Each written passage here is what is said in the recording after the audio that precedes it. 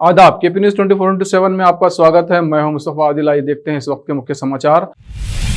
PM Modi ने गति शक्ति योजना का किया आगाज, बुनियादी ढांचे के विकास को बढ़ावा देने का मिशन।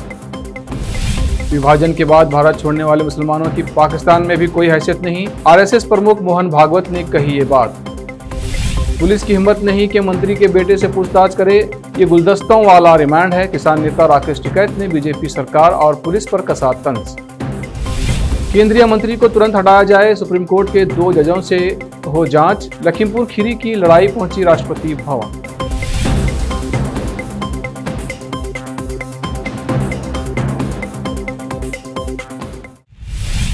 अब समाचार विस्तार से। रक्षा मंत्री राजनाथ सिंह के बयान की कड़ी आलोचना करते हुए एआईएमआईएम चीफ असदुद्दीन ओवैसी ने मंगलवार को कहा कि बीजेपी जल्द ही विनायक दामोदर सावरकर को देश का राष्ट्रपिता घोषित कर देगी। मीडिया से बातचीत करते हुए ओवैसी ने कहा, ये लोग इतिहास को तोड़ मरोड़ कर पेश कर रहे हैं। अगर यही चलता रहा तो ये लोग महात्मा गांधी को हटाकर सावरकर को देश का राष्ट्रपिता घोषित कर देंगे। उन्होंने कहा कि महात्मा गांधी की हत्या के मामले में सावरकर पर भी आरोप लगा था और न्यायमूर्ति जीवन लाल कपूर की जांच में हत्या में शामिल करार दिया गया था। बता दें कि रक्षा मंत्री राजनाथ सिंह ने मंगलवार को एक पुस्तक विमोचन कार्यक्रम में बोलते हुए कहा था कि विनायक दामोदर सावरकर ने महात्मा गांधी के कहने पर ब्रिटिश सरकार के समक्ष दया याचिका दायर की थी।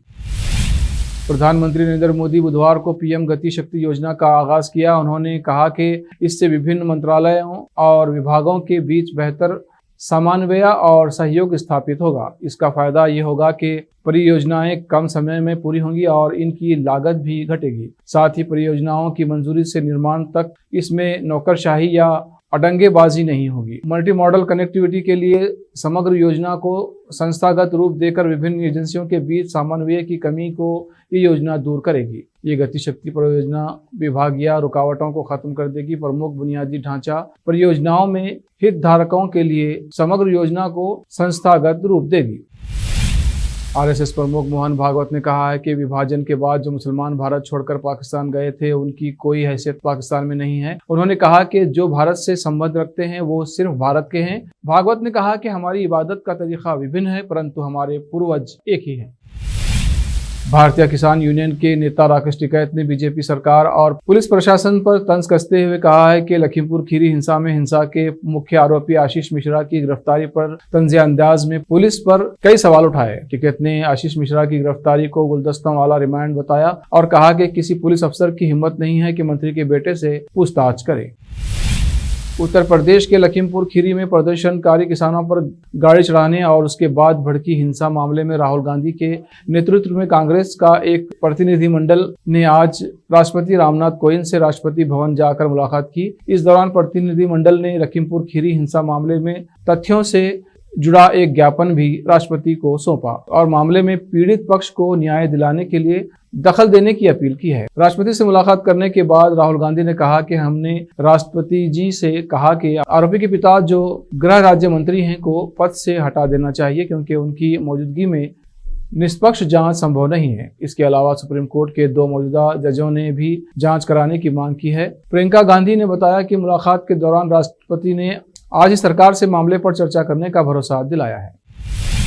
मध्य प्रदेश में नवरात्रि समारोहों को सांप्रदायिक रंग देने की कोशिश की गई है। इस विभाजनकारी कोशिश के बीच इंदौर में बजरंग दल की लव जिहाद की शिकायत पर पुलिस ने 4 मुस्लिम युवकों को गिरफ्तार किया। इन चारों को बजरंग दल के कार्यकर्ताओं ने उठाकर पुलिस को सौंपा था। हालांकि उनमें से एक युवक ने बताया कि वो गरबा नहीं कर रहा था बल्कि आयोजकों ने ही उसे वहां मौजूद रहने और व्यवस्था संभालने को कहा था। दरअसल इंदौर के ऑक्सफोर्ड कॉलेज में गरबा कार्यक्रम का आयोजन किया गया था। इस कार्यक्रम में कॉलेज प्रशासन ने कॉलेज के ही 2 मुस्लिम छात्रों को व्यवस्था संभालने की ड्यूटी में तैनात किया था, लेकिन बजरंग दल के कार्यकर्ताओं ने उन पर लव जिहाद का आरोप लगाकर उन्हें पुलिस को सौंप दिया।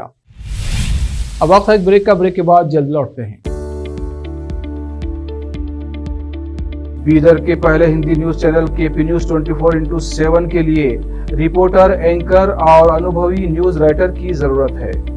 मीडिया में काम करने का अनुभव रखने वाले लोग हमसे संपर्क कर सकते हैं। अनुभव के आधार पर तनख्वाह दी जाएगी। एंकरिंग के लिए फ्रेशर्स भी संपर्क कर सकते हैं। इच्छुक लोग केपी न्यूज 24/7 के कार्यालय शाहपुर गेट बीदर पर फौरी संपर्क करें या इन फोन नंबर्स पर कॉन्टैक्ट करें। 9945283920 और 9380190131।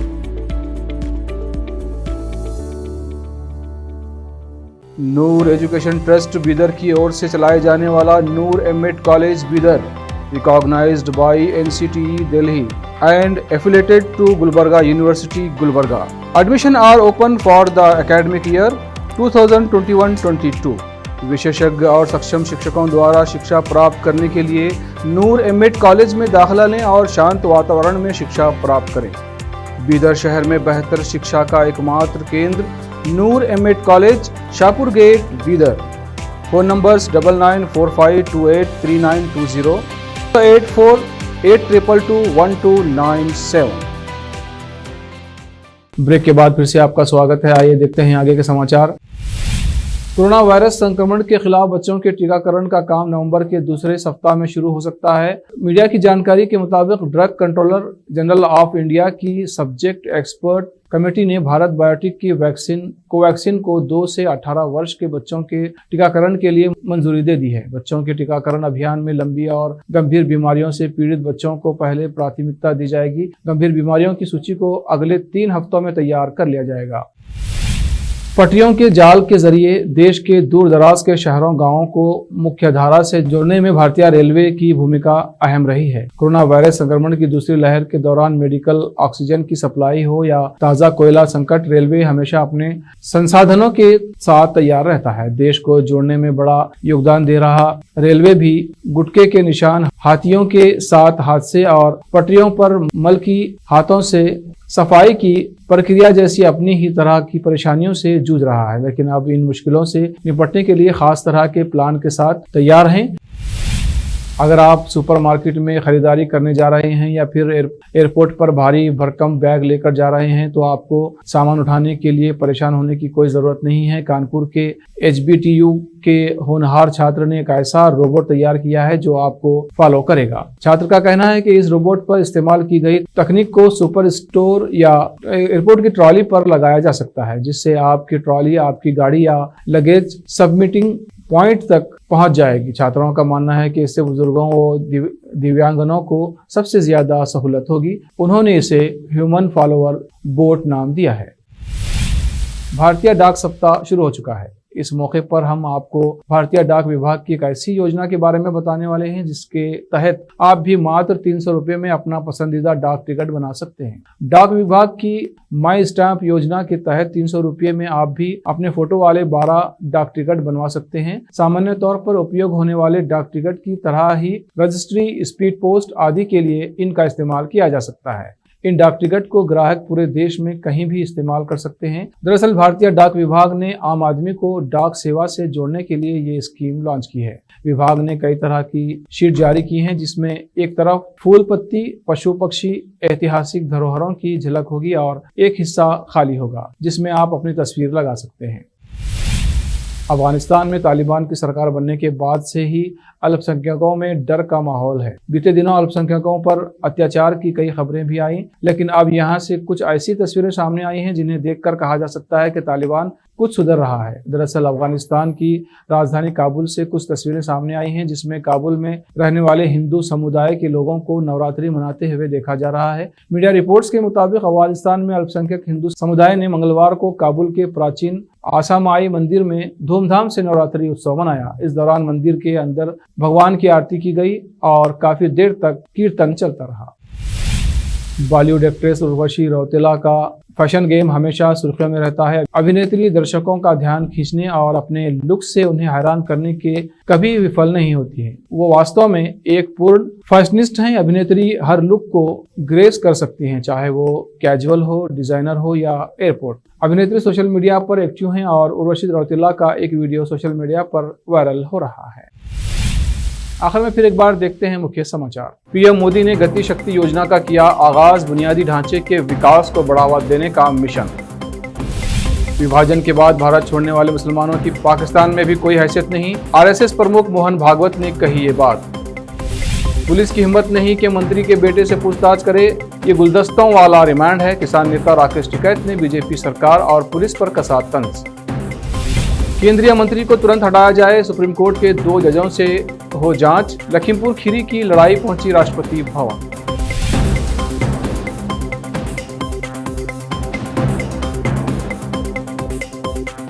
केपी न्यूज में फिलहाल इतना ही। देश प्रदेश के समाचारों के लिए देखते रहिए केपी न्यूज 24/7। धन्यवाद।